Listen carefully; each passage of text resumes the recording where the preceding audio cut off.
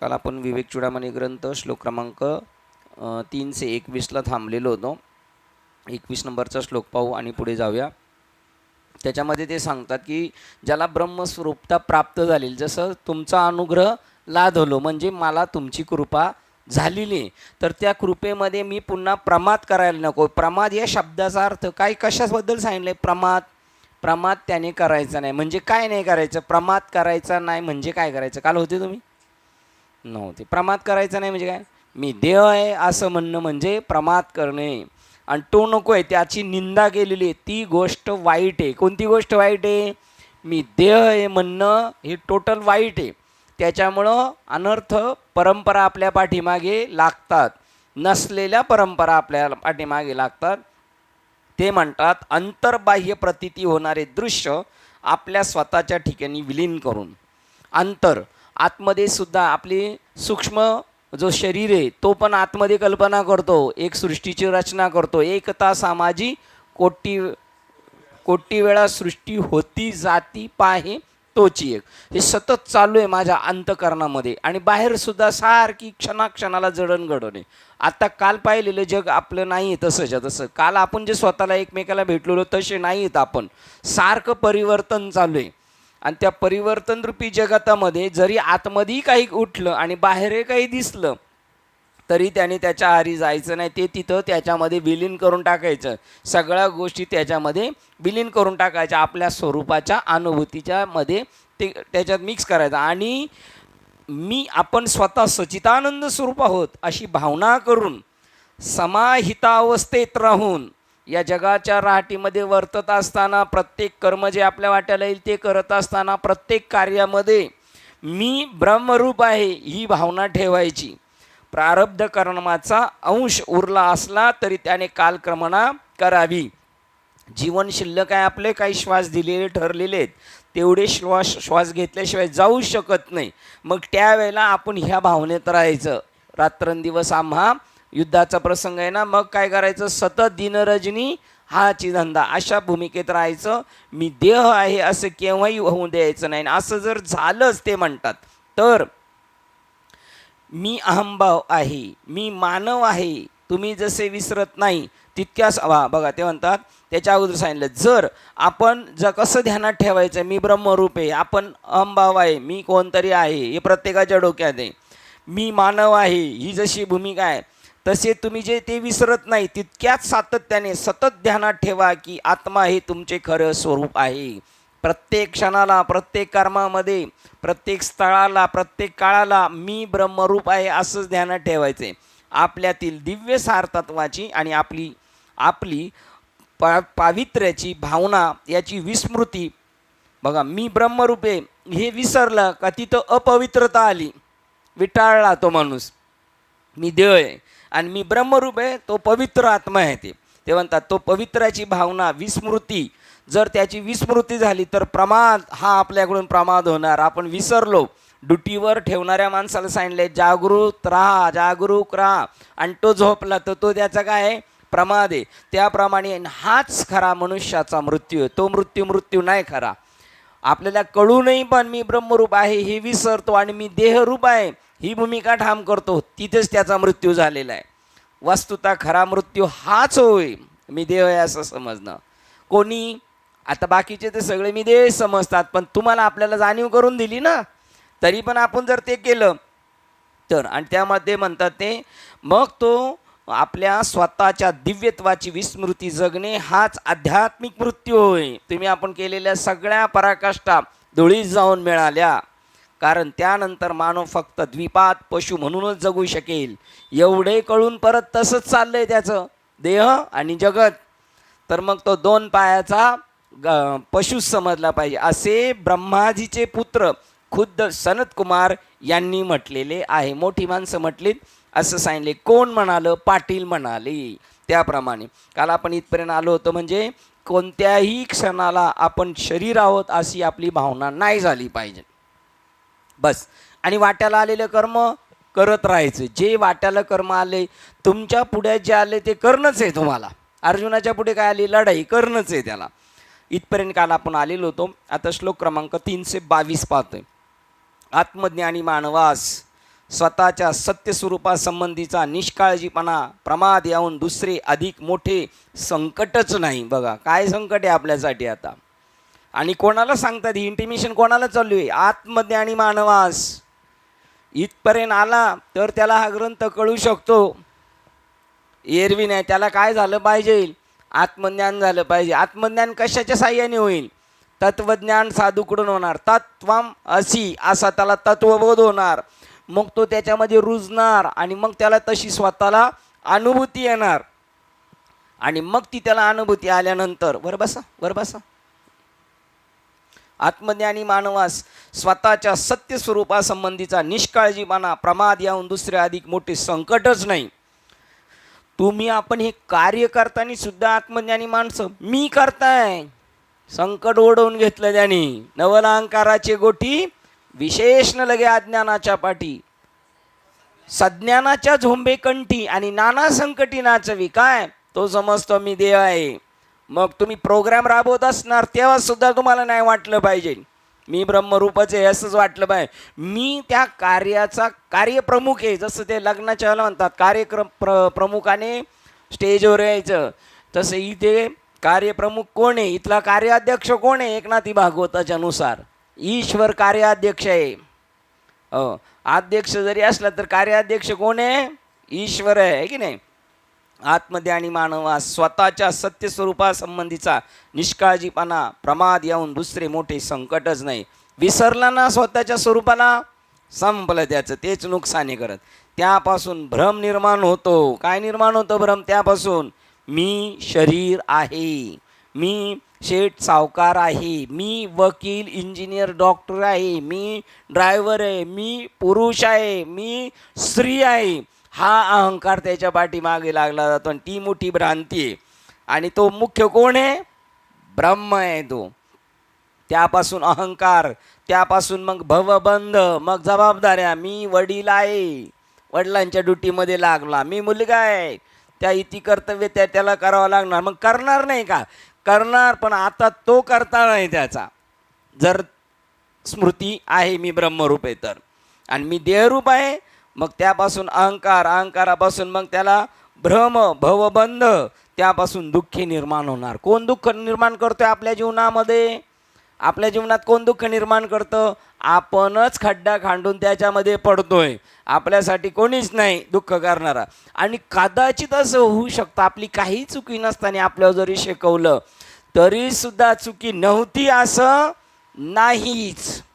एकदा एका कोर्टात सांगितलं त्या कर्माच्या सिद्धांतामध्येच की त्याने खूप गुन्हे केले होते, पण तो सही सलामत सुटायचा याच्या जोरावर, ओळखी बिळखी. आणि एकदा खरोखर त्याने गुन्हा नाही केला, त्याच्यात त्याला गुंतवला होता आणि सगळं झालं आणि सगळे पुरावे त्याच्याच याच्यामध्ये निघाले. त्याला झाली जन्मठेप. पण जज त्याला भेटायला गेले. ते म्हणले मी सकाळी मॉर्निंगला वॉकला गेलो होतो त्यावेळेला मी पाहिलं हा गुन्हा तू केलेला नाही. तो गुन्हा कोणी केला हे मी त्याला पाहिलं होतं, ते तू नाहीस, ते चेहरे वेगळे होते. पण तू या संकटात सापडलाय, पुरावे तर सगळे तुझ्या बाजूने. तर मी तुला विचारतो कधी असं काही एखाद दोन गुन्हे केले होते का आणि ते दाबून टाकले होते का? तो म्हणला हो. मग ते तसे असे चक्रव्याळ व्याजाने इथून असं इकडे येऊन ते सोपलं जातं त्याच्याकडं. त्याप्रमाणे ही जी दुःख आहेत ना आपण केलेली नाही, केले कर्म झाले. आपण आपल्यासाठी तिसऱ्याने नाही केले, केले कर्म झाले तेची भोग आले. आता ज्याला देहबुद्धीवर आहे त्याच्यासाठी ही वचन आहेत. आत्मबुद्धीवाल्याला म्हणलं केले कर्म झाले, तो म्हणाल कोणी केले आणि काय केले आणि केव्हा केले. असे दोन पार्ट आहेत त्याच्यामध्ये. कोण कोणास म्हणाले हे डोक्यात असलं तर कळू शकतं. आपलं डोकं जर बधीर झालं असेल कुठं बाजूला तर आपल्याला कळणार नाही नेमका ग्रंथ काय सांगतो. पण पूर्ण एकदम रिलॅक्स झाला पाहिजे, म्हणून निवांत झाला पाहिजे, त्यावेळेला त्या गोष्टी कळतात. ते म्हणतात आध्यात्मिक साधकाला स्वतःच्या सत्यस्वरूपाच्या विस्मृतीपेक्षा अधिक दुःख काही असे काहीच नसते. अधिक दुःखदायी असे काहीच नसते, त्याला प्रमाद म्हणतात. बघा आपल्याला हे जे कार्यक्रम वगैरे राबवतो किंवा एखादं कीर्तन करतो, प्रवचन करतो, नियोजन करतो भजनाचं, ते कशासाठी करतो? प्रमाद होऊ नये म्हणून. आता प्रमाद होऊ नये म्हणून जे शस्त्र घेतलंय ते त्याला काय करतंय? प्रमादाच्या डोहामध्ये ढकलतंय डायरेक्ट त्याला. असं आहे. त्याला त्याच्यासाठी तो रस्त्याला चालू राहायला पाहिजे, रुटीनमध्ये राहायला पाहिजे, म्हणून त्याला करायचे ते. बाकी त्याला दुसरं काही करायचं राहिलं नाही. पण जर तिकडे गेला तर ते विस्मृती होईल म्हणून हे करत आहे. त्या प्रमादामुळे इतर सर्व दुःखांच्या ज्वाला मुखी भडकतो. आपल्या सत्यस्वरूपाची विस्मृती म्हणजेच सत्यस्वरूपाचे अज्ञान होय. बघा, आपली विस्मृती म्हणजे आपण आपल्याला विसरणं आणि अज्ञानाच्या घाईत पडणं. सत्यस्वरूपाच्या अज्ञानामुळे विपरीत ज्ञान कसे निर्माण होते हे आपण याआधीच पाहिले आहे. सत्यस्वरूपाच्या अज्ञानाने विपरीत ज्ञान कसे होते, काय होते विपरीत ज्ञान? सत्यस्वरूपाच्या अज्ञानात विपरीत ज्ञान काय होते चंदू बाबा? मी देह आहे हे विपरीत ज्ञान आहे, आणि मी ब्रह्म आहे हे यथार्थ ज्ञान आहे. हे विपरीत ज्ञान कसे निर्माण होते आपण आधीच पाहिले आहे. या आत्मविस्मृतीच्या प्रमादापेक्षा अधिक दुःखदायी दुर्घटना या धैर्यवान पुरुषास दुसरी कोणतीच नसते. बस, जर त्याचं नुकसान कशात आहे? विस्मृतीमध्येच. नाही तर तो धैर्यवान आहे, पण त्याची विस्मृती कशामध्ये? बस, स्वतःला मग दुःखाच्या राशीच जन्माला होणार तिथं, मग नाही आधी अंती अवसानी. कारण ज्यातील प्रत्येक घटना असह्य अशा वेदनांनी भरलेली असते. बघा, मी देह म्हटलं का सगळ्या घटना कशाने भरलेल्या आहेत? असह्य वेदनांनी. बघा, म्हणजे ते सहन होऊ शकत नाही अशा वेदनांनी भरलेल्या असतात. अशी ही भयंकर संकट परंपरा ही दुर्घटना निर्माण करीत असते. कोणती दुर्घटना ही परिस्थिती निर्माण अशी दुःखाच्या परंपरा निर्माण करते? अशी कोणती दुर्घटना घडते? कोणती दुर्घटना घडते? मी ब्रह्मरूप होतो ना आता त्याची विस्मृती झाली आणि मी देहरूप आहे, अशी विपरीत दुर्घटना घडली का याच्या पाठीमागे ह्या दुःखाच्या परंपरा. आत्मविस्मृतीमुळे संभ्रम मोह निर्माण होतो. नक्की काय संभ्रम निर्माण होतो? दुसरं मोह निर्माण होतो. संभ्रमापासून अहंकार निर्माण होतो. हा जीवभाव बंधाप्रत नेतो. बंध आणि व्यथेला जन्म देतो. व्यथेला जन्म, जराधिक जन्म, व्यथा देशकालातिक दुःख देतो. बघा, एवढा जरी मोह असला तो गेला होता, तो परत कशाने आला? जरी कल्मशाचा सागरू, भ्रांतीचा सागरू, व्योमोहाचा डोंगरू होणासी तरी ज्ञानशक्तीचे ने पाडे. ज्ञानशक्ती काय? तत्म असी ते तू आहेस हे तर एक कोणाला सांगत नाही, आणि चाललं तर ते घरातल्या घरात गुटुमुळं त्याच्यामध्ये चालू आहे. ही ओपन दवंडी आहे. ज्ञानेश्वर महाराजांनी म्हणून ही दवंडी ओपन केलेली. हे मठामध्ये कोंडून राहणारी ही ब्रह्मविद्या नाही, स्वामी विवेकानंद म्हणतात. हे मठामध्ये कोंडून ठेवणारी ब्रह्मविद्या नाही. ही स्फोट झाला पाहिजे, ज्याला कळतं तो त्याचा स्फोटच करतो. म्हणून ज्ञानेश्वर महाराज म्हणले, तरी अवधान एक वार दिजे. एकदाच मी सांगतो, सगळ्या दुःखांची निवृत्ती होऊ शकते. आत्यंतिक दुःखाची निवृत्ती आणि परमानंदाची प्राप्ती कशामुळे होते? ते ज्ञान पैगाभरवे. किती डोंगरा एवढा मोह असला तरी, सागरा एवढी भ्रांती असली तरी, आणि अहंकार केवढा, पापाचं आगार एवढं जरी असलं ते एका क्षणात त्याचं नाव नाम आहे. कशालाही नाम म्हणून उपयोगाचं नाही आहे का ना? नाम संकीर्तन साधन पैसोपेन जळतील पापे जन्मांतरीची. इकडे सरका ना, सरका इकडे सरका. हां अगदी बरोबर. बसा तिथेच. ओके.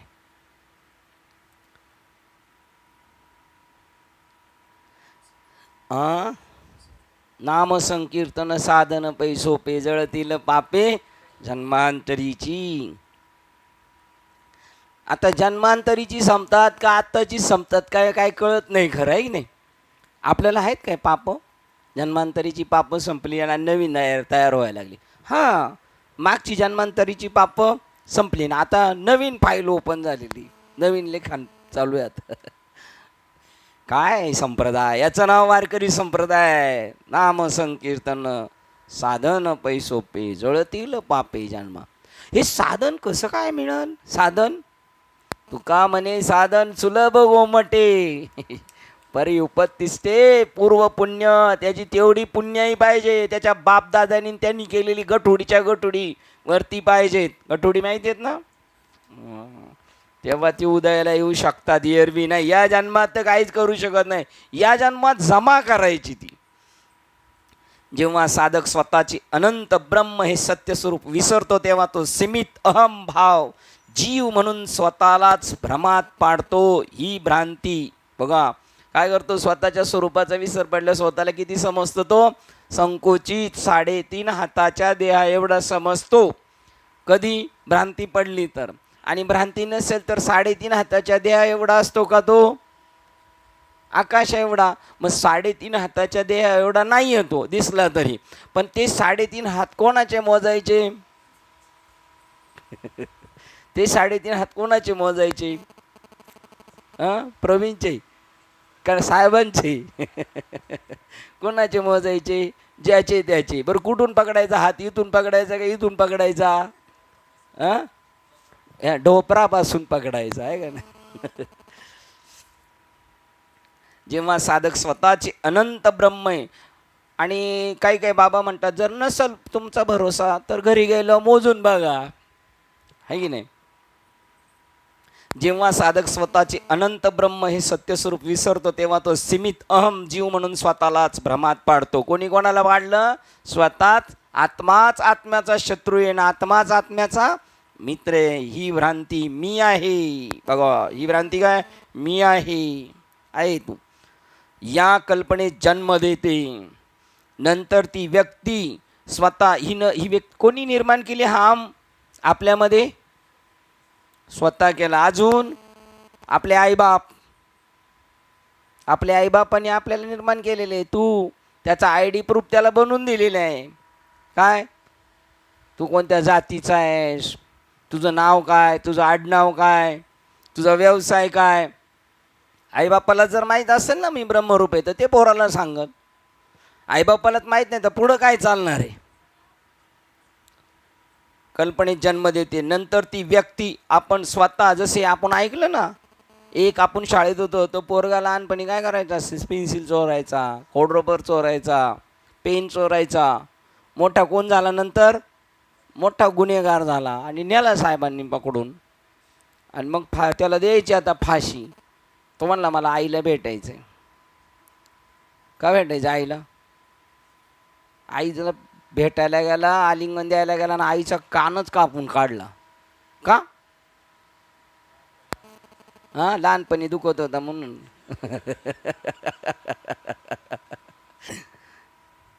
का कापून टाकला, पहिलीच खबर तिच्या कानावर पडली तेव्हाच मला जर फटकावला असता तर. अशा जर इकडचं जर ज्ञान झालं तर किती आईबापाचे कान जातील. ती व्यक्ती आपण स्वतः शरीर मन बुद्धी, ती व्यक्ती आपण स्वतः शरीर मन बुद्धी आहे असा विचार करीत सुटते. कधी, भ्रमात पडल्यानंतर, स्वतःचा विसर पडल्यानंतर. अशा रीतीने शरीर मन बुद्धी नी उपादित झालेल्या त्या व्यक्तीला सीमितता बद्ध जगतामध्ये धावावे लागते, मग पळावा लागतो. स्वतःला संकुचित समजतो, सगळ्या कर्माचा कर्तृत्व त्याच्याकडे घेतो, मग त्याच्या पाठीमागे राहटी लागली. हा सायास म्हणजे दुःख व्यथा होय. बघा नंतर मग याच्या दुःखाचा शेवट कधी होणार, परत ताळ्यावर आला तर. किती घेऊ द्या नाम आणि जाऊ द्या त्याला, पळू द्या, तो कुठं जाणार आहे, पळून त्याला रिटर्न इकडे यावं लागणार आहे. मस्ती आहे ना, तो घसरा जोपर्यंत बसत नाही ना तोपर्यंत तो तिकडं पळणार. ज्याला बाबाचं नाम भेटलं ते कुठे भरकटलं ते परत ताळ्यावर येणार. त्याला नंतर स्पेशल ट्रीटमेंट आहे. त्याला देव त्याच्या पाठीमागं आहे. त्याला चुकला का फटका मारणार, चुकला का फटका मारणार, आणि असं नंतर त्याला कळणार हे फटके का वाजतात.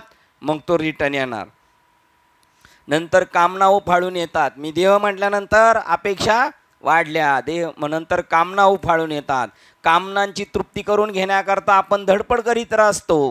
कामना अधिक दुःख आणि घाम गाळास लावणाऱ्या वेदना निर्माण करतात. जेवढ्या कामना अधिक तेवढं पळायला जास्त लावणार, घाम गाळायला लावणार, आणि दुःख एवढ्या त्याला वेदना करून. अपेक्षा जेवढ्या तेवढं पळावं लागेल त्याला. किती पळावं लागतं. एकदा राजा प्रसन्न झाला एकाला आणि बोलला काय रे तुला काय पाहिजे. म्हणलं तुला तो जमीन देतो मी तुला, तू जेवढी आज दिवसभर चालशील ना तेवढी जमीन तुला. पण तो चालतोय का? पळायच लागला तो. याचे आजोबा माळकरी होते. रताळी लावली किंवा काही लावलं खाद्य का ती गावातली लोक यायची विचारायला, महाराज आम्हाला द्या ना. ते म्हणायचे तुला जेवढं वज जाईल तेवढं घेऊन जा. हा इतका वज दाबून आवळून भरायचा आणि इथून फक्त त्या गेटच्या बाहेर जास्तोपर्यंत त्याला नेता आलं पाहिजे. तिथं गेलं का मग 2 भाग करून घेऊन जायचं. म्हणजे किती हुशार, कारण त्याला सांगितलं एवढं एकाच वेळेला जेवढं जाईल म्हणलं तो किती पळत बसणार आहे. तसं तो पळून पळून बेशुद्ध होऊन पडला, पण त्याची कामना संपली नाही. कामना अधिक दुःख आणि घाम गाळाव्यास लागणाऱ्या वेदना निर्माण करतात. मग राजेसाहेब आले, म्हणले हा पडलाय ना एवढीच जमीन याची, बस बाकी सगळी आपली. राहिलाच नाही ना तो.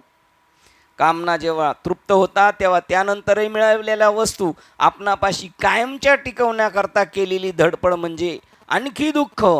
कामना वाढणार, कामना तृप्त झाली, मग ज्या वस्तूपासून कामना तृप्त झाली ती वस्तू आपल्याकडं सतत असावी, तर मग त्याच्यासाठी ते प्रयत्न, मग त्या अधिक दुःख. कामना तृप्त झाली नाही तर आपण खचितच दुःखी असुखी होतो. नाही पूर्ण झाली दुःखी, पूर्ण झाली तरी दुःखी, कारण नेहमी पाहिजे ती गोष्ट.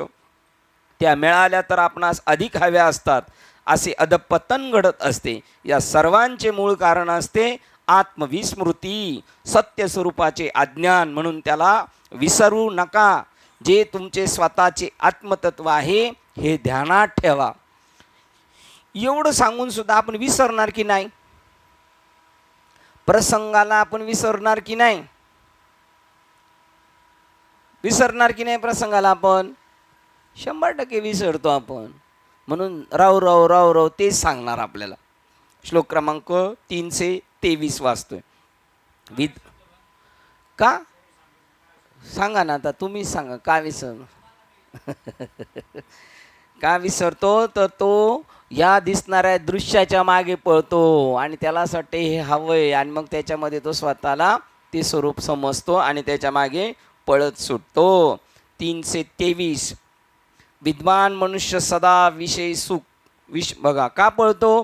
विद्वान मनुष्य सुद्धा विषय वस्तू सुखाच्या मागे लागलेला पाहून ही आत्मविस्मृती बुद्धीमुळे मध्ये निर्माण झालेल्या दोषामुळे त्याला वेदना देत असते. बघा तुमच्या प्रश्नाचं उत्तर लगेच आहे.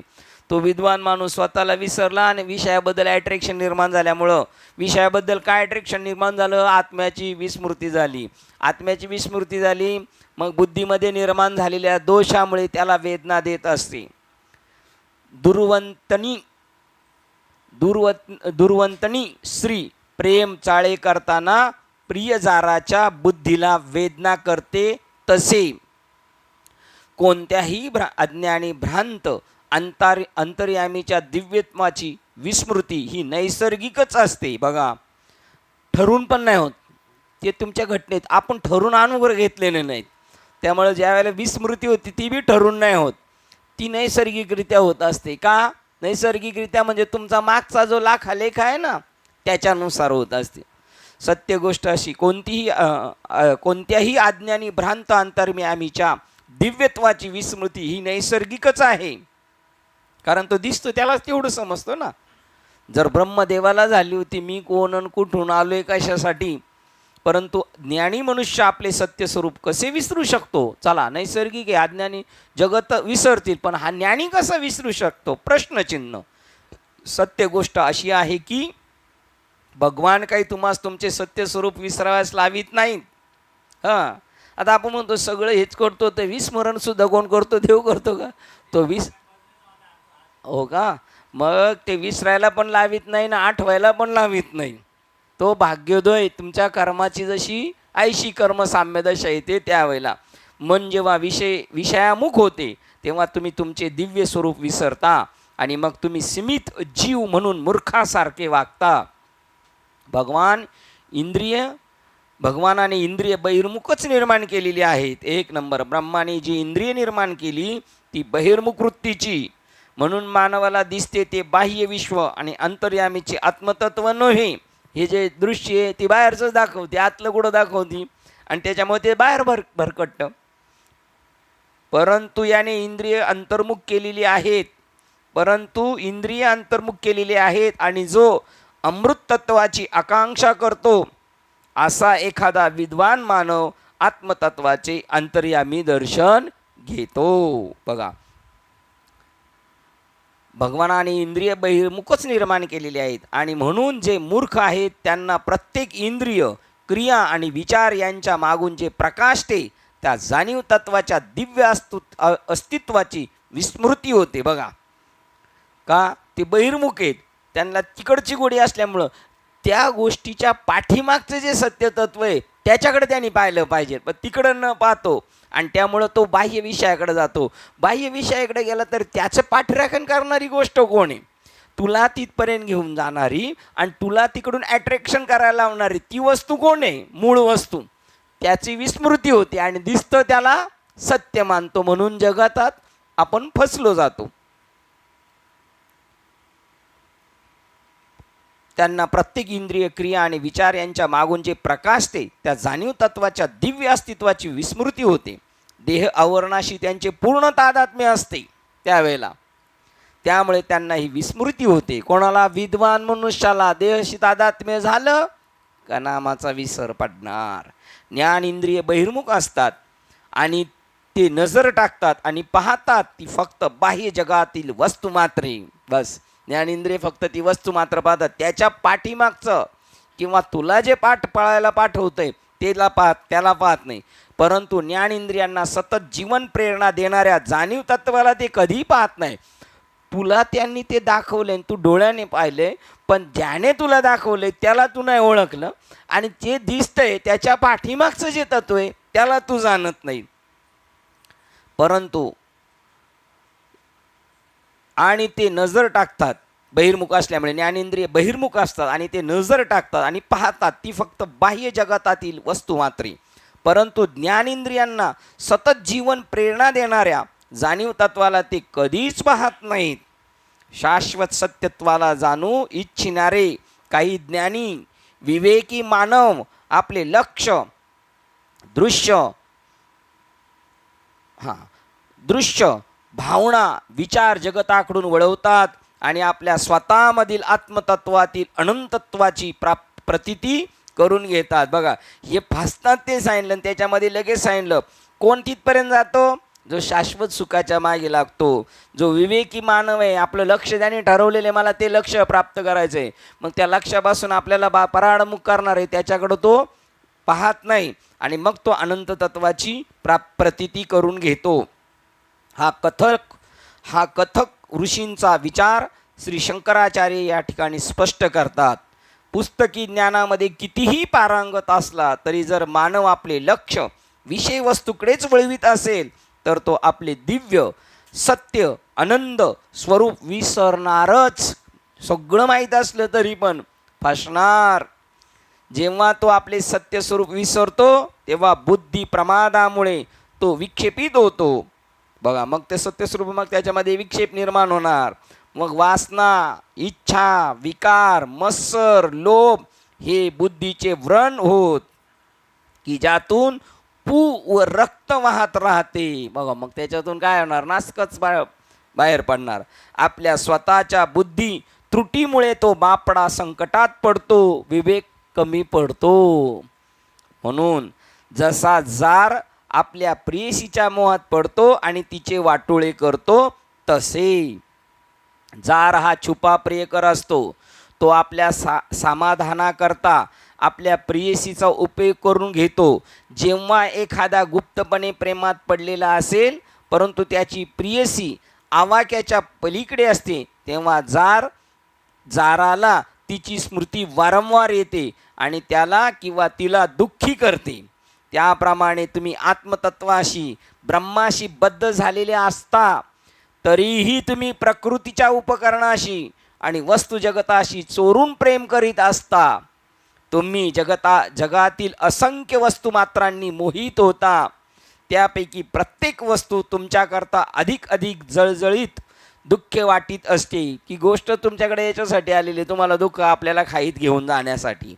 सामान्य दुःख सहन करता येतात आणि दुसऱ्याकडून काही ना काही सहानुभूतीची अपेक्षा करता येते. सामान्य दुःख पचवता येतील, दुसऱ्याकडे काहीतरी अपेक्षा करता येतील, पण आपणच खड्डा खणलेला आहे आणि त्याच्यात पडलेलो आहे, त्याला कोणी सोडवायला नाही. म्हणून एकदा का तुम्ही तुमच्या स्वतःच्या दिव्य स्वरूपाशी विश्वासघातकी आचरण करण्यास सुरुवात केली की गुप्तपणे प्रेम करणाऱ्या प्रियकराच्या आठवणीने प्रियसी जशी दुःखी होते तसे तुम्ही दुःखी होता.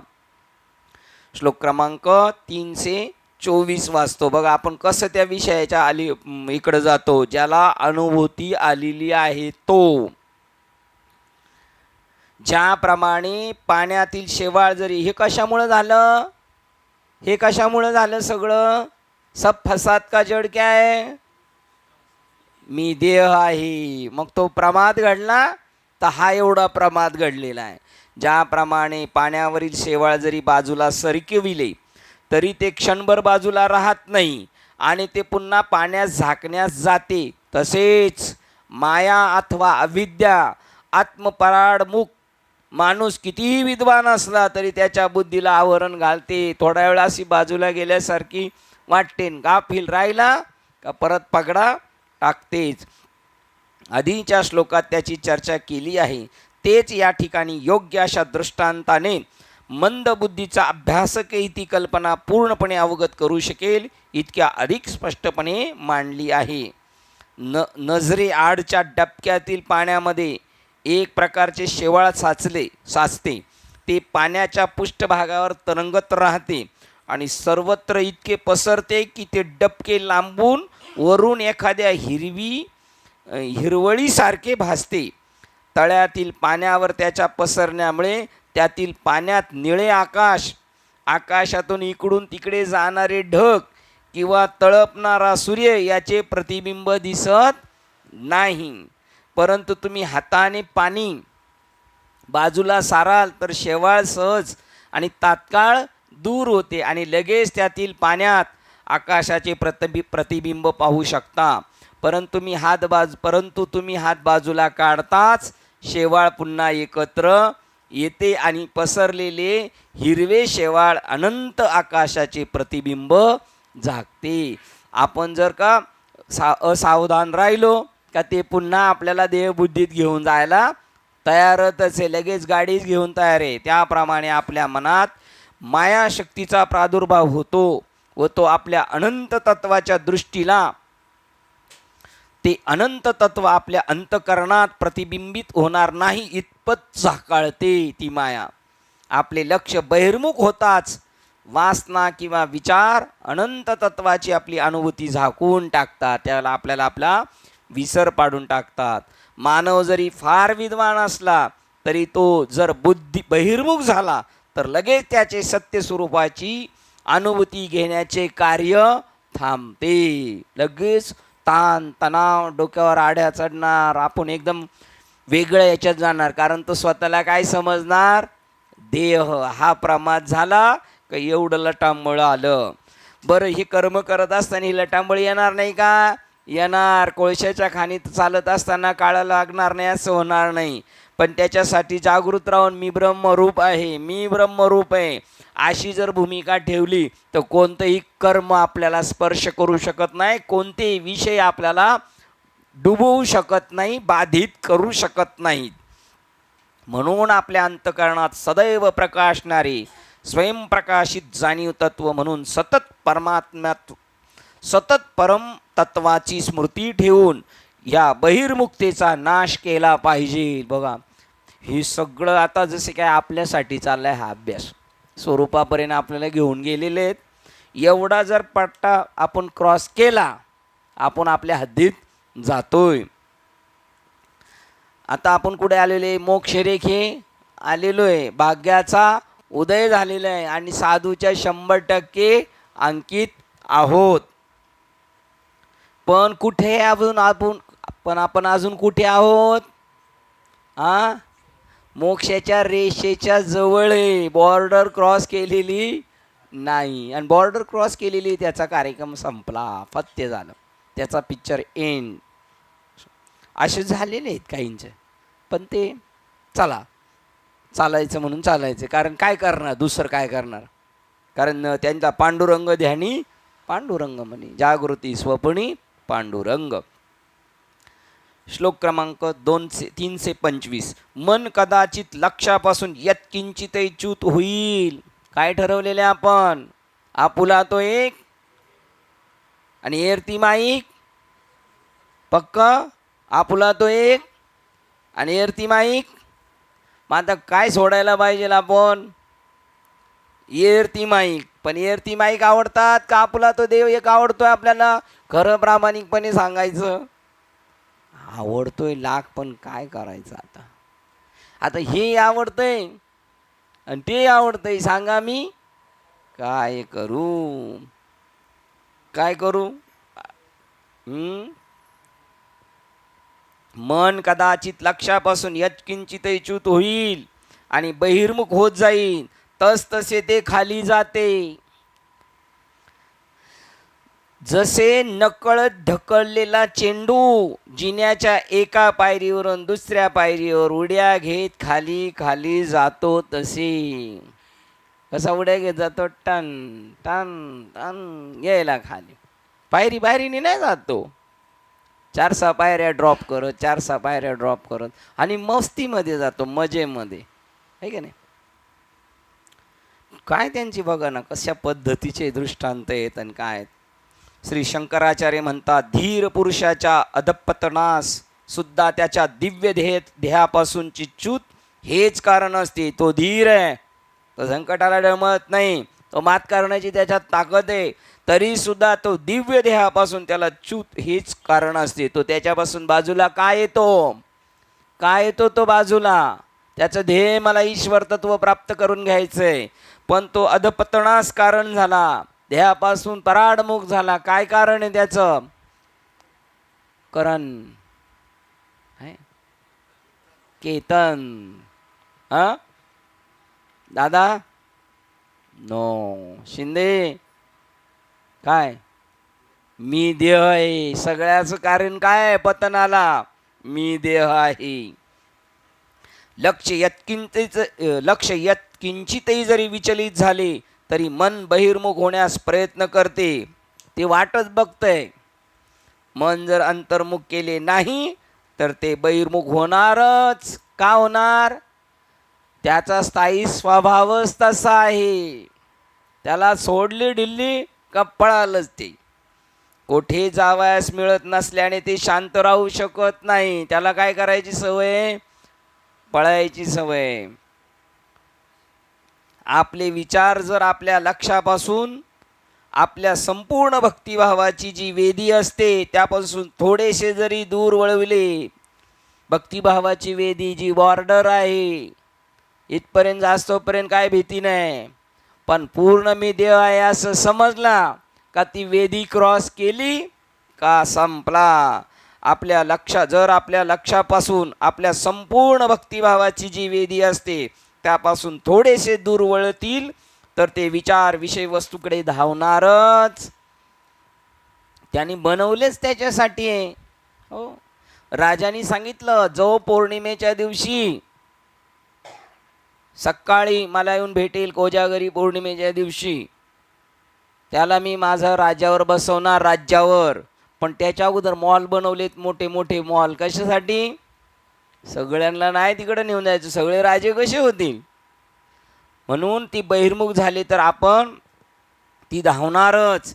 विचार जरी टप्प्याटप्प्याने बहिर्मुख झाले तरी आपण लवकरच अत्यंत दुःखावस्थेत पोहोचू. हे एकदम नाही होणार. टप्प्याटप्प्याने जरी बाहेर गेलो आपण तरी चेंडूसारखे टप्प्याटप्प्याने उचलून उचलून खाली टाकणार आपल्याला.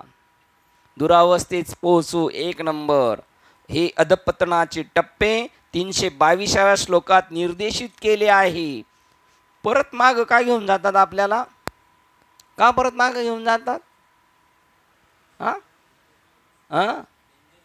डेंजर झोन येतो, विसरतो आपण.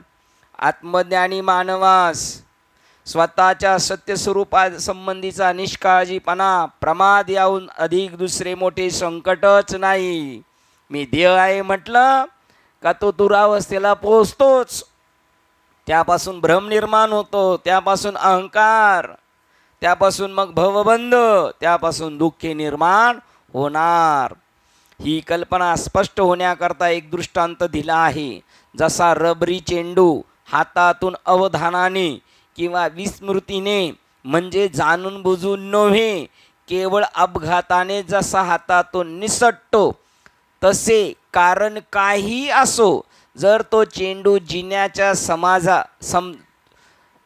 कारण की काय, जर तो चेंडू जिन्याच्या समजा कुतुब मिनाराच्या वरच्या पायरीवर पडतो, सगळ्यात वरच्या, का तो जेवढा खाली पडतो तेवढा परत वर उचलतो, तोपर्यंत तो साईड चेंज केलेली 3ऱ्या-4थ्या पायरीला जाणार आणि तो खाली उसळी घेत तर त्याला पकडता येते.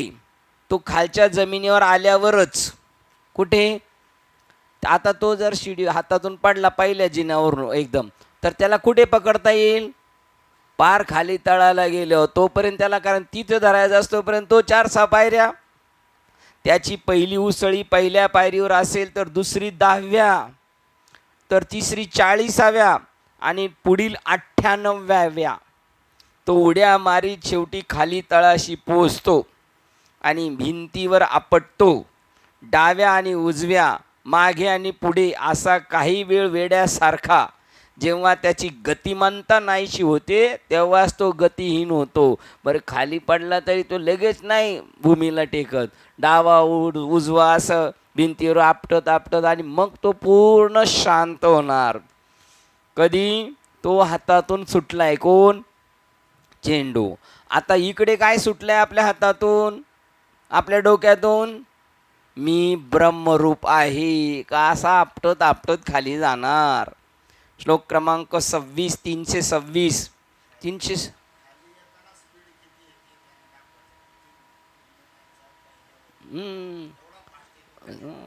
खाली येताना लय जोरदार येतो आणि तो त्याला कोणी वाचू शकत नाही, तो थांबवू शकत नाही. बरं, खाली आल्यावर लगेच शांत नाही होतो, तरी तर त्याची तिकडं चालू असती. 326 श्लोक नंबर ध्यानात राहणार ना? 326 राहणार. जेव्हा मन विषय वस्तूमध्ये शिरते तेव्हा ते त्याच्या गुणाची संकल्पना करते. ती कल्पना स्पष्ट झाली की कामना निर्माण होते. बघा, एखाद्या वस्तूमध्ये घुसली का त्याचे गुण काय आहेत, त्या गुणांच्या मागे लागणार. मग त्याची कल्पना स्पष्ट झाली की किमान कामना निर्माण होणार. हा, हे असं आहे बरं का, आपल्या कामाचं आहे. मग त्याच्या मागे पडणार. कामना निर्माण झाल्यावर तो माणूस ती विषय वस्तू प्राप्त करून घेण्याकरता उद्युक्त होतो आणि आपली कामना पूर्ण करतो. तोपर्यंत तो थांबू शकत नाही. जो वरून पडला तो खाली गेल्याशिवाय थांबू शकत नाही. जेव्हा मन विषय वस्तूत प्रवेश करते, म्हणजेच मनात जेव्हा विषय वस्तूचा विचार सुरू होतो तेव्हा दुःखाला सुरुवात होते. विषय वस्तू जर स्वभावताच मनात आल्या तर ते विशेष काही घडत नाही. जर तुमचे विषय वस्तू जर स्वतःच मनात आल्या तर विशेष काही घडत नाही. त्या आल्या तरी निघून जातात. कितीतरी आपल्या डोळ्यापडून वस्तू येऊन जातात, पण आपल्याला त्याचा काही परिणाम. पण आपण प्राकर्षाने जेव्हा त्याला महत्त्व देतो तेव्हा आपण फसलो जातो.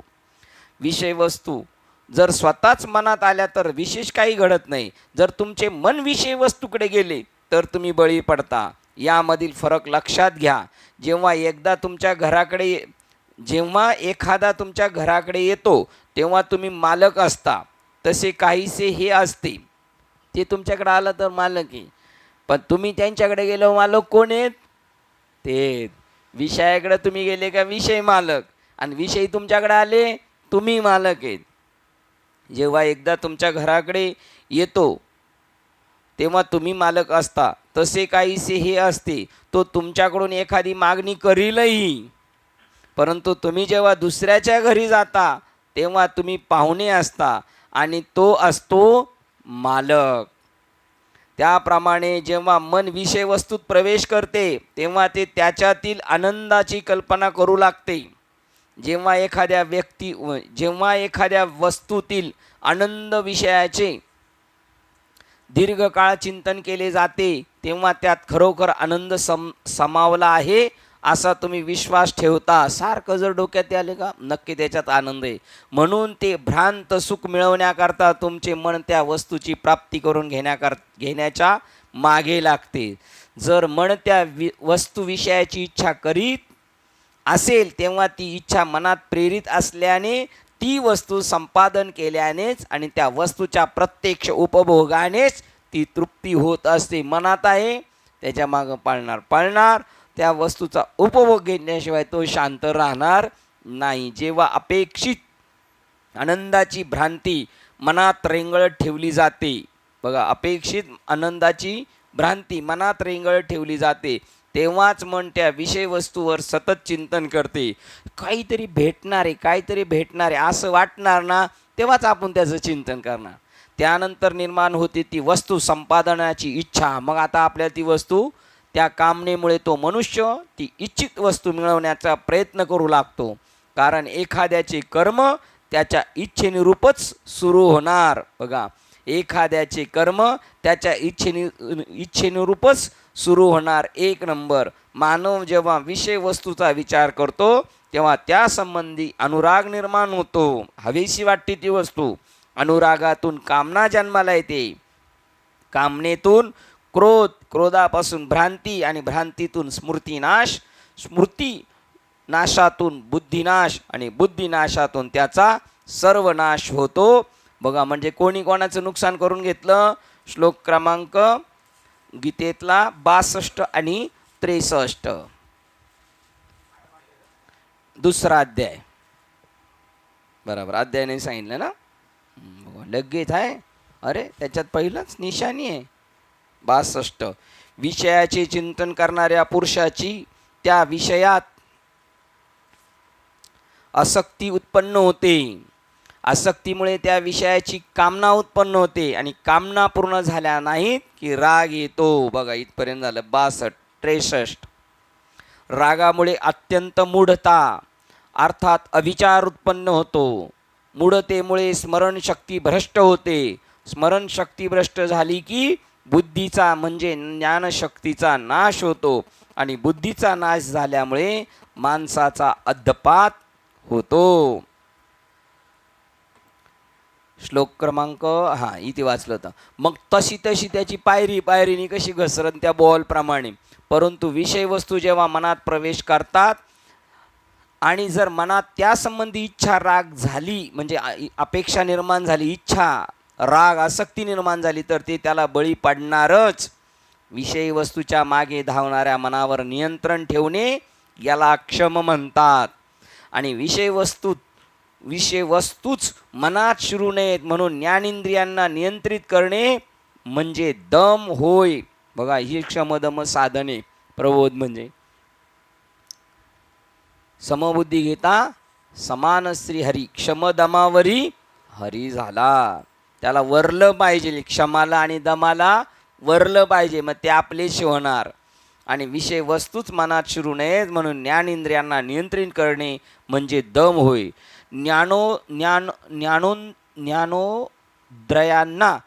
ज्ञानेंद्रियांना नियंत्रित करण्यापेक्षा दम मनाचे नियंत्रण, शम अधिक महत्त्वाचे असते. बघा, ज्ञानेंद्रियांना दाबण्यापेक्षा, दमन करण्यापेक्षा क्षम अधिक महत्त्वाचा आहे. मनातच ते विचार येऊन द्यायचे नाही. विचार आले नाही खिचेगा कमान तो कैसे चलेगा तीर. मन विषय वस्तूच्या मागे धावते, त्याची कामनेमध्ये परिणती होते. आणि वज्रलेप नियम असा आहे की जशा कामना तसे कर्म. मन जर नारायणाकडे सतत जात असेल तर नारायण कामना वाढीला लागेल. बघा, जर मन नारायणाकडे सतत जात असेल तर नारायण कामना वाढीला लागेल. मग कोणाची कामना निर्माण होईल? ईश्वराविषयी. नारायण कामना म्हणजे सत्यस्वरूपा संबंधाची तीव्र आकांक्षा. म्हणून शम आणि दम यांचे द्वारा केलेले तुमची कर्मेच खुद्द प्रबळ मार्ग आध्यात्मिक साधना ठरेल. मग क्षमदमावरी हरी झाला. मनोनिग्रह आणि इंद्रिय दमन जर केलं तर आध्यात्मिक प्रगती 100% प्रगतीवर राहणार आपण. श्लोक क्रमांक 327 आणि 328 एकत्र आहेत. त्या कारणाकरता तो सत्य स्वरूपापासून विचलित होईल. अशा तऱ्हेने भ्रष्ट झालेल्या अधपतीत होतो.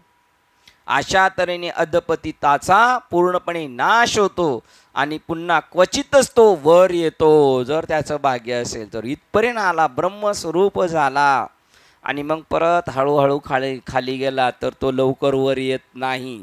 आलाच तर एखादा त्याचं कर्मच तेवढं असेल, ईश्वराची त्याला साथ असली आणि काय त्याच्याकडून घडून घ्यायचं असेल तर त्याला वर, नाही तर तो एकदा घसरला का संपला. म्हणून जे सर्व दुःखाचे मूळ कारण असते त्या विषय वस्तूवरील चिंतनाची सवय पूर्णतः सोडून द्यावी.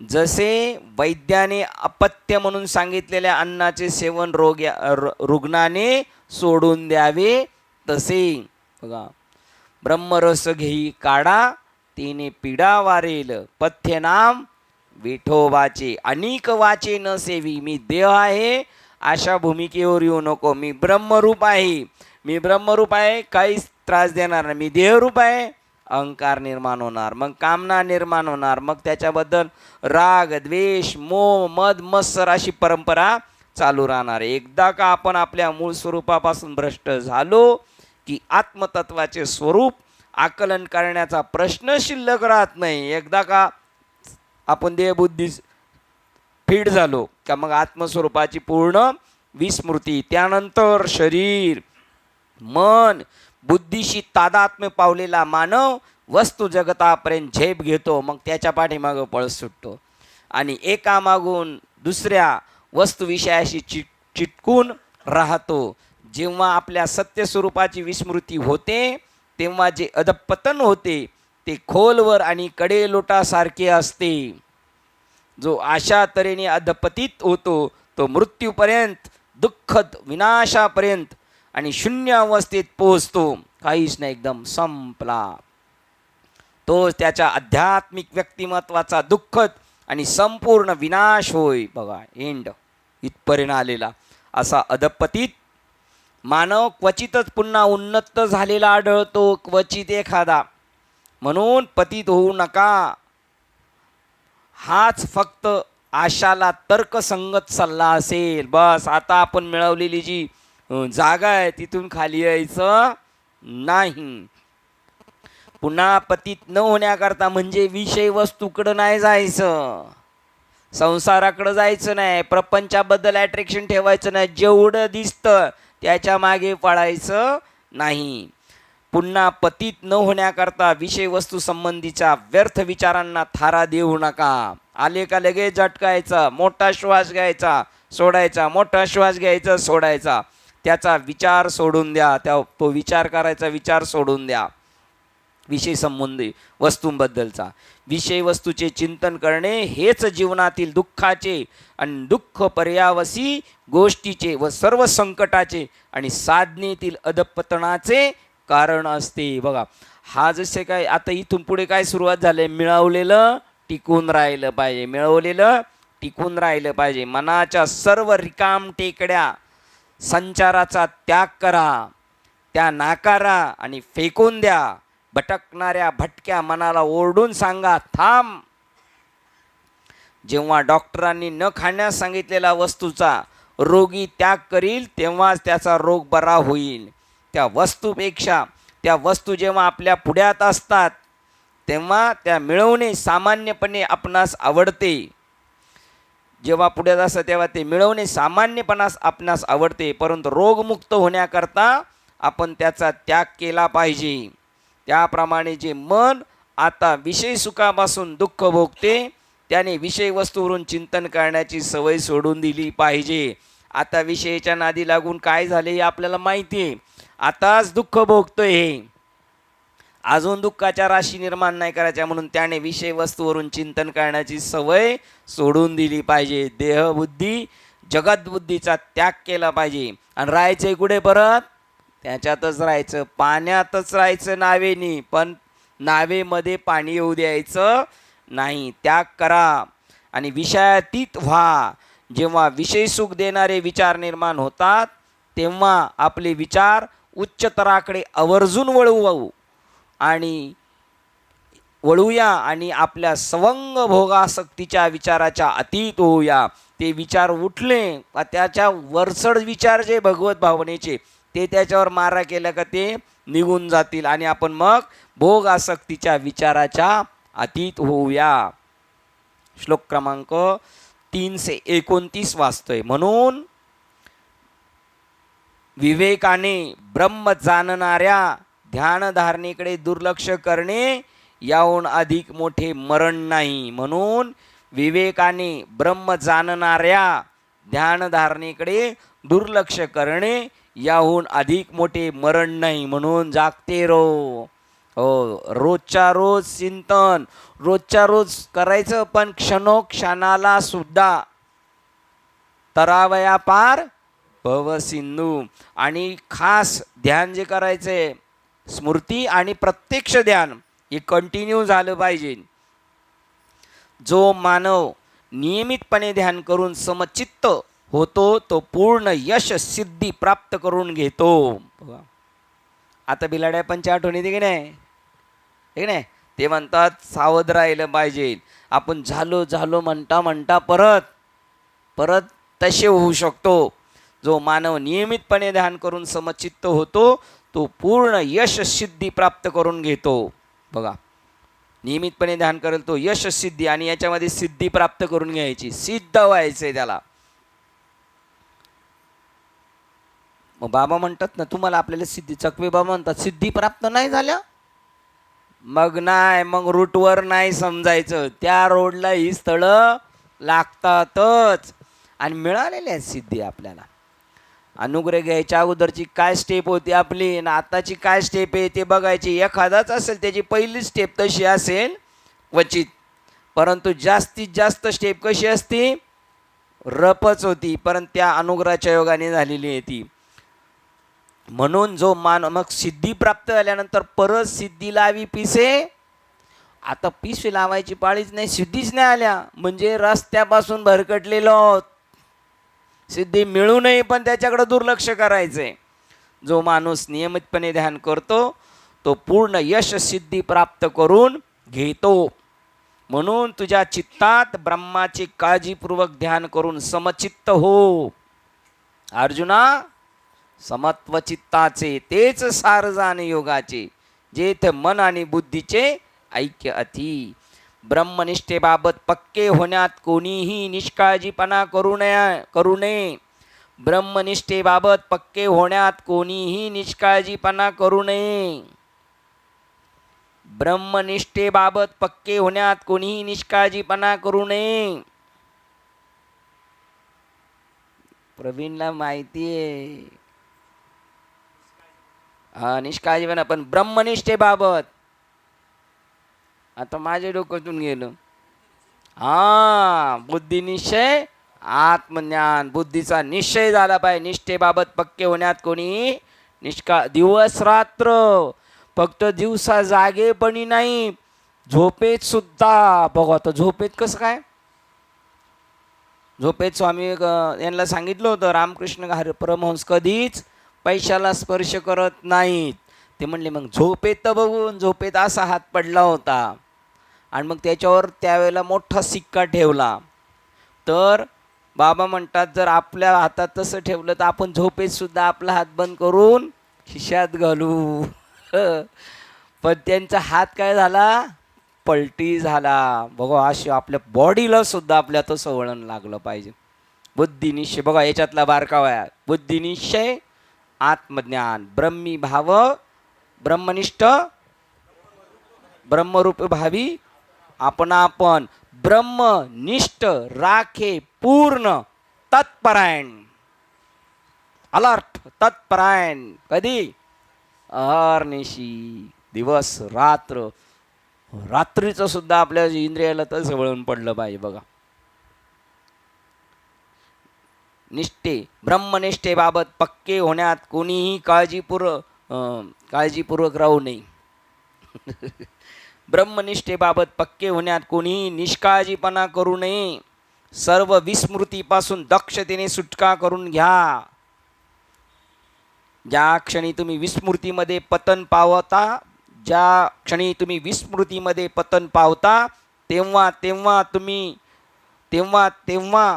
तेव्हा तुम्ही स्वतः शरीर, मन, बुद्धी उपकरणात आहात असा विचार करण्यास सुरुवात करता आणि मग दृश्य भावना विचार जगताच्या क्षेत्राकडे काही ऐहिक लाभ करून घेण्याचा मार्गाचा शोध घेत राहता. बघा, जसा विसर पडला का तुम्ही आले शरीर मन बुद्धीमध्ये, मग दृश्य जगताकडे, आणि मग काय आपल्या हाताशी येते त्याच्या पाठीमागे पळापळी.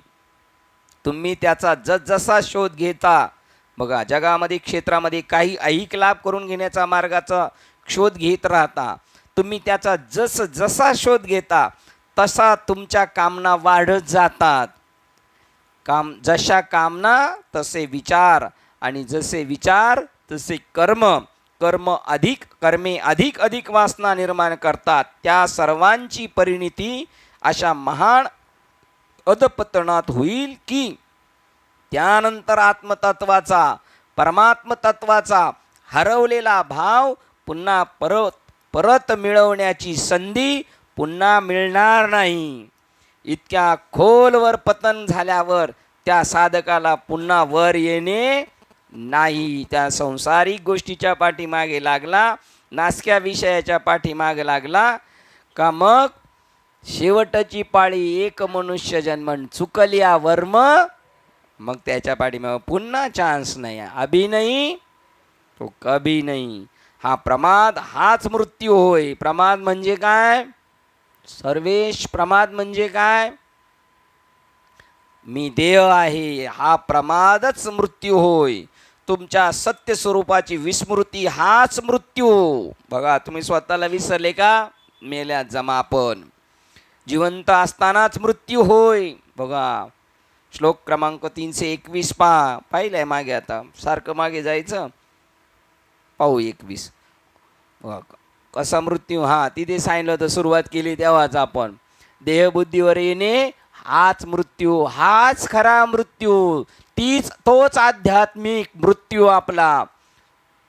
मी देह म्हणता कोटी ब्रह्म हाता पडीला, अजून मी देह वाटे जाणारा आत्महत्यारा. तिथं आत्म्याचा नाश होऊन जाणार, तुमचं मृत्यू आहे त्याच्यामध्ये, ते सांगतात. सत्य स्वरूपाची विस्मृती हाच मृत्यू, जिवंत असतानाच मृत्यू होय, असे सनत कुमारांनी मागे म्हटले आहे. आपण सुरुवात केली तेव्हाच सनत कुमारांनी म्हटले होते, काल बंद करताना पण म्हटले होते. आपल्या सत्य स्वरूपाची विस्मृती हाच मृत्यू होय. याच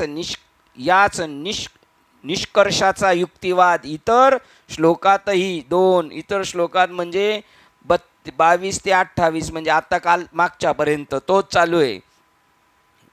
याच निष्कर्षाचा युक्तिवाद इतर श्लोकातही म्हणजे 22 ते 28 मध्ये साठवला होता.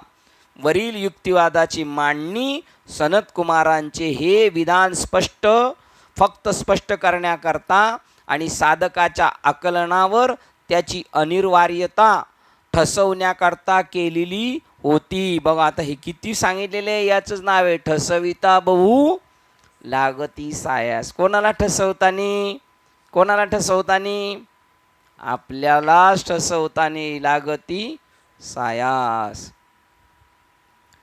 ही विधाने सांगितल्यावर श्री शंकराचार्य म्हणतात, श्लोक लवकर व्हावेत म्हणून घड्याळाचा काटा बी म्हणतो चांगलं चाललंय, बराच वेळ चालू द्यायचे. मला असं वाटतं 60 मिनिटापेक्षा जास्त तास मिनटं जास्त होत असतील आपल्याला.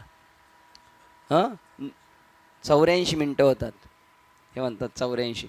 ती 84 होतात म्हणजे तुम्ही 1.5 तास सांगितलं, पण तो तासाचा काटा बी बरंच मोठा. माहिती का तुम्हाला? ते काका कुठं नाही आले? काका आले. तुम जियो हजारो साल और आगे क्या है, साल के दिन हो 50,000. तसं वेळ वाढत जातो आपल्यासाठी, टायमिंग वाढवून देण्यात आलेलं आहे. हो, काल एकाने टाकलं होतं ग्रुपला, एका शेतकऱ्याला न्यायला आला काळ, तर तो म्हणला देवाला सांगा जरा आता शेतीची कामं होणार आहेत आणि मी काय ते अवजारं बनवणार आहे, तर तुम्ही तेवढी सगळ्यांची कामं होईल, नाही तर पेरण्या राहून जातील सगळं. तर मग देव म्हणला ठीक आहे, दुसऱ्यासाठी जगतोय तर त्याला टाईम वाढवून देतो.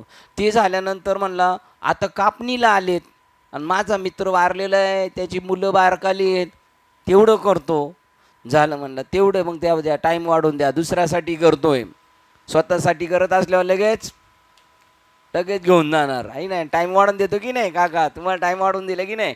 तुम्हाला नाही, कोरोनामध्ये सगळ्यांना वाढून दिलं आहे, पण परत मी सांगितलेलं आहे, आता बाबांचं आमची चर्चा झाली होती, बाबांना म्हणलं तर परत मीटिंग घ्यायची आणि देवाला एक लेटर पाठवायचं आहे, तो GR पास होणार आहे, अर्ज केलेला आहे. काय कोरोना किती वर्षाचा करायचा आता? 6. 2 वर्षात अजून आपली जिरलेली नाही. मग कोण नाही म्हणलं?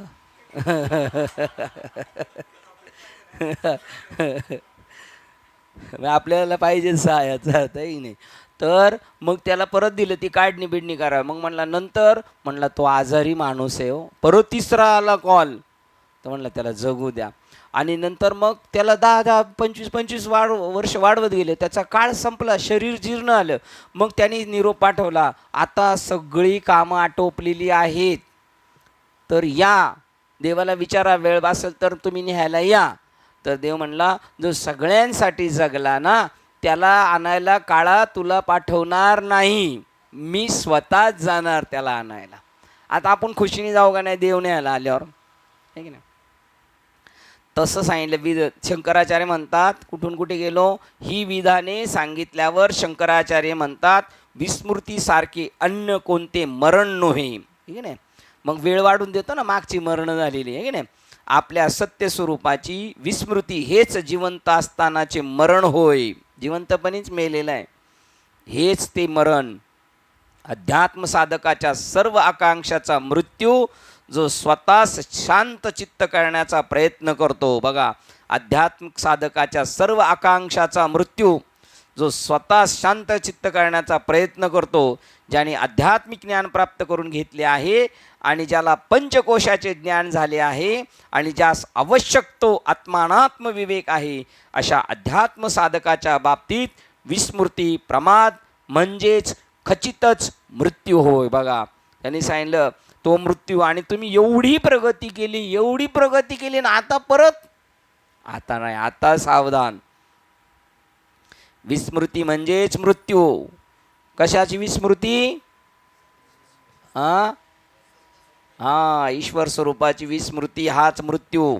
कारण तिथून तात्काळ संकल्प विकल्प निर्माण होतात. नामाचा विसर पडला कवाडीला संसार, आणि त्यापासून वासना निर्माण होतात. वासना कर्मांना जन्म देतात. कर्मामुळे पुन्हा अधिक अधिक विचार, जितके विचार अधिक तितके कर्म अधिक. नव्या वासना भोगून संपवण्याकरता नवा जन्म घ्यावा लागतो. हा शरीर संपलं का पुन्हा मग, कारण वासनाच भरपूर आहेत ना. अशा तऱ्हेने विस्मृतीतून अन्य मृत्यूच नाही, दुसरा नाही. प्रमादता, बघा, तोच खरा मृत्यू आहे. ते म्हणतात, दृश्य, भावना आणि विचार जगतातून मन जेव्हा परावृत्त करून घेतले जाते आणि ते जेव्हा ब्रह्मावर चिंतन करते, तेव्हा नवे संकल्प मनात आणू नका. कशावर चिंतन करायला सांगितलेले? ब्रह्मावर. का देवांच्या नावावर चिंतन करायला सांगितलेले. किती सोपे शब्द सांगितलेले. पण हे ग्रंथ हातात पडायला आणि कानावर पडायला, त्याला सुद्धा काय, तेच ब्रह्माचं आपल्यावर पूर्ण कृपा होणार, त्याच वेळेला एरवी नाही. बघा, ते जेव्हा ब्रह्मचिंतन करते, ब्रह्मावर चिंतन करते, तेव्हा नवे संकल्प मनात आणू नका. गीतेत तोच उपदेश केलेला आहे. मनात आता दुसरे संकल्प नाही, गीतेत तोच उपदेश केलेला आहे. 1 नंबर. श्रीकृष्ण म्हणतात, 6वा अध्याय 25 नंबर. श्रीकृष्ण म्हणतात, बुद्धी पक्की करून त्याने हळूहळू शांत चित्तता मिळवावी. संसर्ग नकोय मग समाजाचा, मग संसर्ग नकोय त्या काळामध्ये. आत्मज्ञानात मन स्थित करून त्याने कशाचाही विचार करू नये. मग फक्त एकच विचार, काय? विधानसभा. एकच विचार, आत्मस्वरूपाची प्राप्ती. श्लोक क्रमांक 25वा.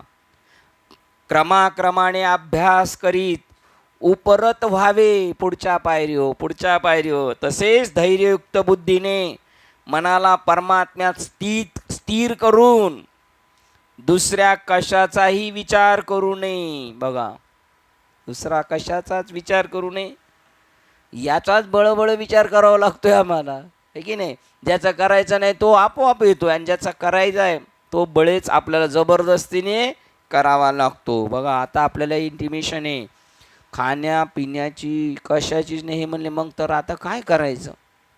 बस सगळा भार देवावर घालून त्याचं चिंतन करत राहायचं, कारण शेवटची पाळी बहुत जन्मांती जन्मला असिनारा, हे नाही. अजून ज्ञानेश्वर महाराजांचा ए साथे आलिया ओळंगा शारंग धरू, नाही तर काय खरं नाही. आत्ता सुटला का कधी नंबर लागेल सांगता येत नाही. कुठे आलो होतो, हां, गीतेत तोच उपदेश केला आहे. मनास आत्मतत्वावर स्थिर केल्यावर कोणताही नवा विचार मनात आणू नका.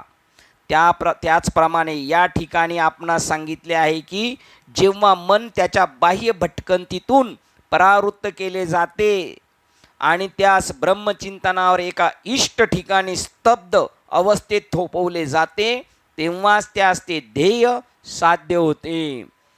गोळी मारताना लक्ष एकाच ठिकाणी ठेवावं लागेल, इकडे इकडे बघून नाही होणार साध्य. मग आपण काय करावायचे असते, प्रश्नचिन्ह. आपण स्वतः कसलेही विचार प्रलंबित न करता शांत चित्त व्हावायचे असते. कैसे दैवत प्रसन्न त्वरित, उगार आहे निवांत शिन शिवाया, नंतर एकदम शांत शांत. बस आपण काय करावायचे असते, आपण स्वतः कसलेच विचार प्रलंबित न करता शांत चित्त व्हावायचे असते. एक पिरियड आहे साधनेचा, तो पण आपला. तिथे गेल्यानंतर बस व्यवहारातल्या लोकांना पण वाटतं आता शांती. आता काही लोक बघा गावाला गेले, इथून कटाळून काम गावाला गेले की असे कोपऱ्यात गावागावाच्या बाहेर घर आहे, काय शांत. हा स्थायी स्वभाव आहे तो, त्याच्याकडं सुखाकडं जाण्याचा बघतो मग प्रयत्न. शांती परते नाही सुख, येरते येर अवघेच दुःख. बघा, हा, म्हणून शांती धरा, उतराल पैल तीर. बघा, आता शांती धरायला पाहिजे आपल्याला, म्हणजे आपलं मन पूर्ण कसं झालं पाहिजे, पूर्ण त्याच्यावर. जसं अर्जुनाने पूर्ण हातात देऊन टाकलं होते लगाम देवाच्या, जिथं थांबवायचं तिथं थांबव. शांतचित्त व्हावायचे असते, म्हणजे समाहित आत्मभाव, स्वतःचा सगळा आत्मभावावर आरूढ राहायचं. देहबुद्धीचं थोडा सुद्धा लवलेश नको. आपण आपले मन दृश्य भावनेतून निवृत्त करण्याचा आणि आपल्या सत्य स्वरूपावर, सर्वांमधील आत्मतत्वावर चिंतन करण्याचा प्रयत्न करावा. अशा बघा काही व्यक्ती आहेत. मध्ये आम्ही एकदा गेलो होतो रावरीच्या तिथं वाणीमेळा, आणि तिथे मेळावा होता. तेव्हा आम्ही गेलो होतो, तेव्हा मधनेवा म्हणले चला आपल्या मालिकेतले एक महाराज आहेत बापू गुरुजींकडून, त्यांनी अनुग्रह घेतलेला आहे. मोठा सावकारच्या जमीन बागायती वगैरे.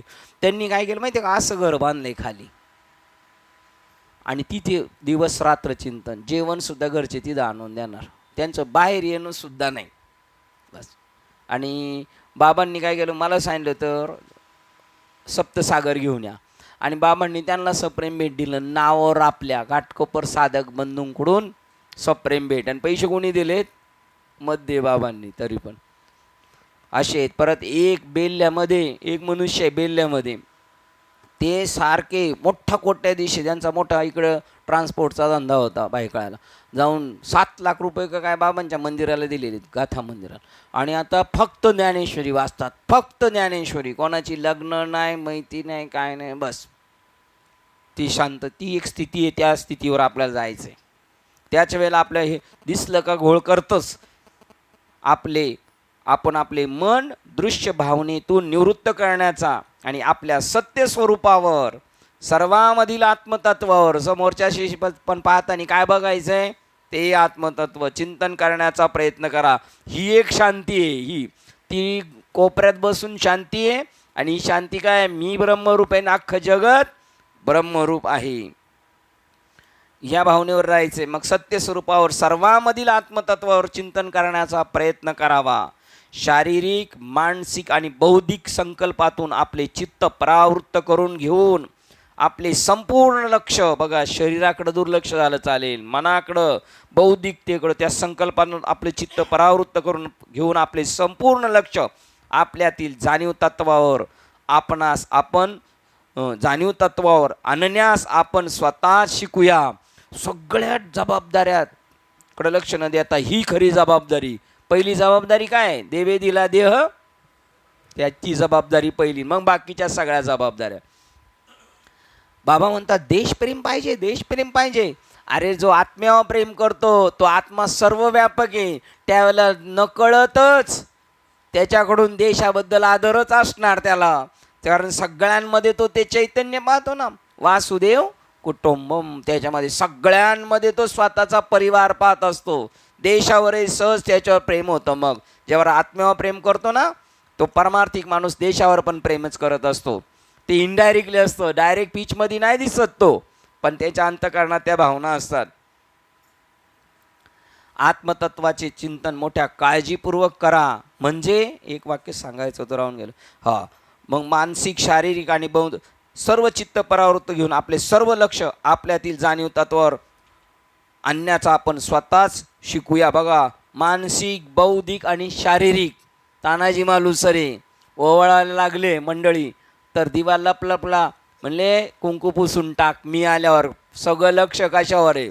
जातानी ती यशवंतीला वर पाठवतात तरी ती जात नाही, शरीरावर नाही. परत अजून कशावर नाही सांगितलं त्यांनी? बौद्धिकता पण नाही. काय आपण म्हणलो असतो काहीतरी आपल्याला दाखवतो, काय म्हणतात त्याला? दृष्ट, असं काहीतरी दाखवते. नको नको, नाही सगळ्याला मात, त्याच्यावर मी आता तशा पद्धतीने झालं पाहिजे. सगळं सोडून एका ध्येयावर आपण आरूढ राहिलो पाहिजे. आधी लग्न कोंडाण्याचे, तसं माझ्या आत्मस्वरूपाची मला आता पहिली भेट, मग बाकीच्या सगळ्या जबाबदाऱ्या. आत्मतत्वाचे चिंतन मोठ्या काळजीपूर्वक करा. म्हणजे सावकाश, सावधान. काळजीपूर्वक करा म्हणजे सावधान, सावकाश. दोन वाक्ये, सावकाश आणि सावधान. पुष्पकळी लगेच नाही होत कोणती गोष्ट, वेळ लागतो. अभी क्या अभी नाही आहे. पुष्पकळी जोराने उघडून तुम्ही तिला काही पुष्प बनवू शकत नाही. कळीला बळद पाकळ्या काढून तिला तुम्ही पुष्प बनवू शकत नाही. ते स्वतःचा वेळ घेणारच. तसं बळेच उमलविलेल्या फुलास खरे सौंदर्य वा खरा सुगंध असणार नाही. घाई करू नका. घाई केलेली सुद्धा गेलेत, त्यांची ठरलेली वेळ त्याला येऊ द्या. तुम्ही आपण करत राहायचं. त्याच्यामध्ये नाना, अरुण बाबा, एडगे बाबा याच्यामध्ये चाललंय प्रवाह चाललाय. पण आपलं काय? आपण त्यांच्या मागं आहेच ना. घाई करू नका, त्याची ठरलेली वेळ. बघा, घाई करू नका. माऊलींचं मला आश्चर्य वाटतं. बघा, पोराला लहानपणापासून घेऊन येतात, पार कौतुक करण्यासारखं होतं. गायकवाड त्यांचं कीर्तन होतं, तरी त्यांनी आश्चर्याने पाहिलं त्याच्याकडं. पण लय पुढं नाही, पण प्रसंग आला तर करायचं, दुसरा कोण आला तर गप्प बसायचं. त्याला म्हणायचं घाई करू नका. नाही तर मग घाई करू नका तर मग जाऊ लेट. 7चं प्रवचन आहे काय, मग घाई करू नका तर कितीला निघू? 7ला घरून निघू मग, आहे की नाही? तशी घाई नाही, घाई करायची पण फळाची, लगेच आबी का आबी. घाई करू नका, त्याची ठरलेली वेळ त्याला येऊ द्या. आपणास जे करावायचे ते सर्व इतकेच की आपली गाडी योग्य मार्गावर, योग्य रुळावर ठेवून योग्य दिशेने जाऊ द्या. आपण योग्य वेळेत आपणास प्रिय असणाऱ्या इष्ट ठिकाणी पोहोचणारच. म्हणून अत्यंत दक्षतेने आणि सावधानतेने तुम्हास आत्मतत्वातील संपूर्ण समाहिततेची, आंतरिक शांतीची अवस्था प्राप्त करून तुम्हास आत्मतत्वातील संपूर्ण समाहिततेची, आंतरिक शांतीची अवस्था प्राप्त करून घ्यावयाची आहे. घ्या करून. प्रकरण चेंज होतं आहे. 59 नंबरचं प्रकरण आहे. आपल्याकडे 7-8 मिनटं आहेत. असत परिहार. आता ओळख करून द्यायची. कीर्तनास आल्यानंतर काय द्यावा लागतो? थोडा परिहार. आता आपण 59 आणि 330 पर्यंत आलो तरी आपल्याला अजून असतचा परिहार द्यायची खास गरज वाटली त्यांना. आता कीर्तन संपायच्या वेळेला परिहार द्यायची वेळ आलेली. असतचा परिहार, सतचा परिहार नाही. आता कशाचा? हां, असतचा परिहार दिला म्हणजे सत. आधी तुला विज्ञान सांगतो म्हणजे ज्ञान आपोआप होणार. श्लोक क्रमांक प्रकरणाचं नाव असत परिहार क्रमांक 59, श्लोक क्रमांक 330. जो जिवंत असतानाच पूर्णपणे कैवल्य स्वरूप असतो. होतो ही स्थिती पण आपल्याला भेटते, आपण अनुभवलेली आहे. अष्टसात्विक भाव झाले तेव्हा आपली कैवल्य स्थिती होती कशाची? त्यावेळेला अवस्था झाली त्यावेळेस शरीर आहे, मन आहे, बुद्धी आहे, हां, स्त्री आहे, पुरुष आहे, जाणीव आहे. अवस्था झाल्यानंतर काहीच नाही. एक बाई कीर्तनामध्ये रडत होत्या, त्यांची अवस्था झाली तर बाबा शेजारच्या बाईला म्हणतात, यांना कोण काय बोललं? आता कोण बोलले म्हणून रडणं येते. हां, बरं, सासूची अवस्था झाली, जावाई तिथं असल्यावर सासू काय समजल? तिथं जावाईन सासू आहे, शरीर मन बुद्धी काहीच नाही. तो अनुभवलेला आहे क्षण. आपण त्या क्षणाची वाढ करायची आपल्याला. वाढ जो जिवंत असतानाच पूर्णपणे कैवल्य स्वरूप असतो तोच केवळ देहपातानंतर सत्यता कैवल्य स्वरूप असतो. 9वा अध्याय. देवा हे मेल्यानंतर कुठं जातात? मेल्यानंतर जे पहिले जिवंत असताना जिथं होते तिथंच मेल्यावर जातात. ते जिवंत असताना कुठं होते? ते जे मरणाईलीच कडे मजसी मिळून गेले पुढे ते मरणी आणि कडे जातील. मरायच्या अगोदरच देवाशी एकरूप होतो, तो मेल्यावर देवाशी एकरूप होतो. मेल्यावर एकरूप होणार आणि इथं सगळा गोंधळ घालणार नाही. जो जिवंत असतानाच पूर्णपणे कैवल्य स्वरूप असतो तोच केवळ देहपातानंतर सत्यता कैवल्य स्वरूप असतो. जो यत्किंचित म्हणून मोक्ष मेल्यापाठी आम्हासी होईल असे जे म्हणती ते अति मूर्ख जाणा. हे आपलं वारकरी संप्रदायाचं म्हणणं आहे. जिवंतपणेच मोक्ष हासिल केला, कैवल्य स्वरूप झाला तर सुटू शकतो. आणि ज्यावेळेला सुटायचा वेळ आले त्याला विचारणार, मग महाराज काय करायचं? नाही, येऊ ना, परत येऊ. आता आपण गावाला गेलो, एखादी तारीख घेतली, जायचं जीवावर येते, पण गेलो ते तिथं खुश झालं, परत कधी येऊ ना, परत येऊ. तसं घेईन मी जन्म, पण पहिलं ताबा मिळवायचा आहे त्याच्यावर. तो यत्किंचित सुद्धा भेद पाहतो. बघा, देह पाहतानंतर सत्यता कैवल्य स्वरूप होतो. जो यत्किंचित सुद्धा भेद पाहतो. मरायच्या अगोदर थोडा जरी त्याला वाटलं, मरायच्या अगोदर म्हणजे त्या क्षणाला नाही, जिवंत कार्य करत असताना जो यत्किंचित सुद्धा भेद पाहतो त्यालाच भीती असते, मेल्यावर कुठं जाईल. बघा बरं, असे यजुर्वेदात म्हटले आहे. घाबरतो कोण? जो ब्रह्मस्वरूप नाही तो घाबरतो. जो ब्रह्मस्वरूप आहे ना, खरोखर होऊ द्या कधी अशी वाघाची ना आपली भेट होऊ द्या. त्यावेळेला आपण फक्त त्यावेळेला चिंतनावर आरूढ राहिलं पाहिजे. अहो, त्यावेळेला चिंतनावर आरूढ काय, आपली अवस्थाच होणार डायरेक्ट. हो, देव पाहिलं अवस्थाच होणार आपली, हे का नाही? त्यावेळेला तो सोडून देणार. मूर्छापन्न प्रेतरूप झाला, शरीराचा भाव नाही खाणार. मग तो असं सुगंध घेणार, वास घेणार, याच्यात जान नाही, निघून जाणार. आपण बघा लहानपणी होतो, काही मार्की बैलन गाया जर धावून आलो, आपण काय करायचं? नाटक पडून घ्यायचं गपचूप. तू मुंबईलाच जन्माला आला काय? मग तू पण पडून घेतलंस.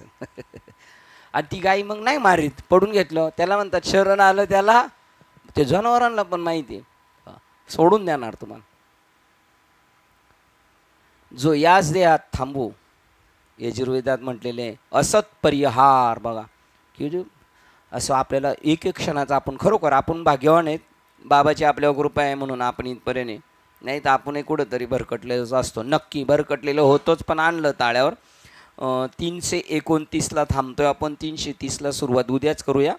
श्लोक क्रमांक 3 विवेक चूडामणी ग्रंथ, श्लोक क्रमांक 329ला थांबतो. झालेली सेवा हृदयस्थ सद्गुरू सच्चिदानंद श्रीपाद बाबा रामदास बाबा अधिष्ठान श्री ग्रंथ विवेक चूडामणी संत मालिका, तसेच तुम्हा संत वृंदांच्या चरणावर सेवा समर्पित करून सेवेला इथे पूर्ण विराम देऊया. पुंडलिक वरदेव हरी विठ्ठल श्री पंढरीनाथ भगवान की जय. माऊली ज्ञानेश्वर महाराज की जय. सद्गुरु संत तुकाराम महाराज की जय, शांती ब्रह्म एकनाथ महाराज की जय, सच्चिदानंद श्रीपाद भगवान की जय, सच्चिदानंद रामदास भगवान की जय, अवधूत चिंतनम श्री गुरुदेव दत्त गोपाल कृष्ण भगवान की जय। बोलो रे भाई सर्व संतन की जय। गणपती बाप्पा आता विश्वात्मके देवे, येणे भाग्यज्ञ तोषावे, तोषोणी मज द्यावे प्रसायदाने, जय काळांची व्यंकटी सांडो, दया सत्कर्मी रती वाढो,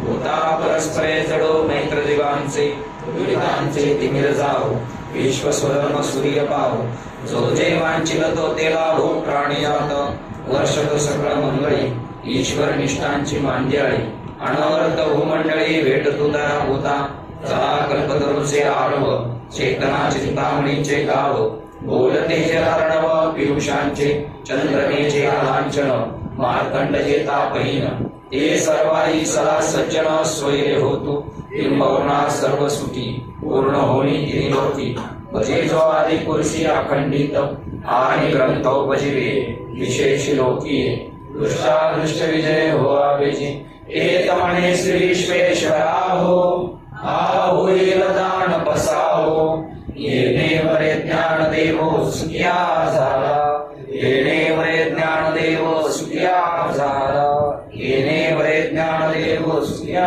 झाला। हरि ओम शांती शांती।